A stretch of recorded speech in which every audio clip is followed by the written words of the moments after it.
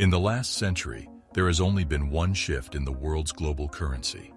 In the years leading up to World War II, the British pound was the global currency. However, following the Bretton Woods Conference of 1944, the global exchange rate became pegged to the dollar. Nothing will change this for the rest of the 1900s, not even when the US dollar stopped converting its currency into gold. In fact, despite not being based on the gold standard since 1971, when Nixon put an end to the direct conversion of the US dollar into gold, the dollar has remained the world's global currency. It is almost unimaginable that this will change for many years to come. However, it appears that a significant change is on its way. Many countries around the world are losing faith in the dollar's supremacy. Although this is partly due to it not being backed by the gold standard for many years, one can also say that this gradual shift is due to many countries becoming wary of the United States' ability to use this power as a means to sanction them. Although these aren't the only reasons behind this wariness, the truth of the matter is that these countries are debating on how to reshape the global financial system configuration. One option might be to implement a bipolar system that might be dominated by a dollar-yuan duopoly. However, it appears that there might be even more parties who might prefer a multipolar system that involves the creation of a whole other currency. This might be the cause of sleepless nights over at the Federal Reserves in America. That is because a group of countries with the most liquid currencies in the world is coming together to create a currency that would push back against the dominance of the dollar. Although the situation was exacerbated by the advent of the Russo-Ukrainian conflict at the beginning of 2022, Brazil, Russia, India, China, and eventually South Africa had already come together to form BRICS. These 5 countries make up a combined landmass of about 40 million square kilometers of the Earth's surface and about 3.21 billion of the world's population. To put that into scale, that means that they make up about 26.7% of the world's land surface and almost half of the world's population. Perhaps most importantly, all 5 nations are members of the G20 and have a combined nominal GDP of $28 trillion, which makes up about 26% of the world gross product, and a total GDP of about $56 trillion, which makes up about 32.5% of global GDP, PPP. Suffice it to say, any new currency backed up by these 5 countries has a great chance to shake up the current status quo. In comes the R5, the combination of all 5 BRICS currencies. Using this combination of the real, ruble, rupee, renminbi, and rand, these 5 countries are poised for the de-dollarization of the international market. This effort to de-dollarize the market has been received well by many countries, especially following the aforementioned war in Ukraine. While many do not sympathize with Russia's role in the conflict, many were left uneasy by the reminder that the US could easily sanction any country that was too reliant on the dollar. As such, when Alexander Babakov, the deputy chairman of the State Duma, announced that the BRICS nations were in the process of creating a new medium for payments that was established on a strategy that doesn't defend the dollar or the euro, the news was well received by onlookers. However, there are still quite a few things we don't know about the R5. To be honest, we aren't sure who will benefit the most from this new currency, or if it will actually come to fruition. What we are sure of is that it appears that many have become tired of the US's long reign as the world's most ever-present economy.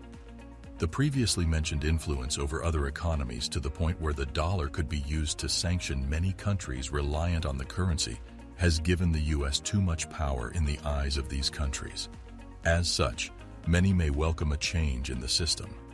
The introduction of the R5 is being done in the hope that its presence in the market will reduce the global dependency on the dollar and the US economy, which could also have the beneficial influence of reducing the impact of the economic and political changes in the US on their own countries. It will also stabilize the international currency rates because it could reduce the exposure to currency fluctuations and interest rate charges. For those who think that this might take some time to achieve, maybe this new currency will make its way into the world in 2030 or something. You might have to think again because many central banks around the world are already slowly reducing their dollar reserves. The International Monetary Fund, IMF, has even reported that the dollar share of the global foreign exchange reserves has fallen below 59% in the final quarter of 2022. Even more perplexing for those in the White House, the IMF also revealed that the fall in the dollar share of the foreign exchange reserves did not result in an increase in the pound sterling shares, or the euro, the yen, or other long-standing reserve currencies. Instead, a good chunk went to the Chinese renminbi. There's a good chance that this dollar sanction imposed on Russia by the US played a big role in this shift. Following the freezing of Russia's foreign currency reserves, a foreign reserve that totaled to about $300 billion, and the expulsion of Russian banks from the SWIFT international payment system, many countries couldn't stomach what they were witnessing. As a result, countries that were interested in doing business with India and China decided to start doing so in the country's local currency, that is, in rupees and renminbi. Further down the line, Brazil and China took this initiative further by doing business in renminbi.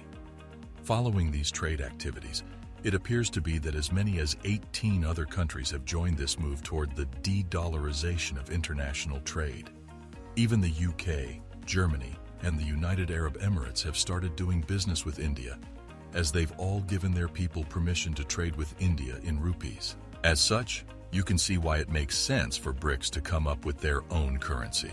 If they're going to be successful with this move towards de-dollarization, R5 might be the best tool to achieve such a goal. So it is interesting to see that there might be some action backing up this move. It's been reported that the new financial agreement could be seen as soon as August, which is when BRICS plans on meeting for their annual summit in South Africa.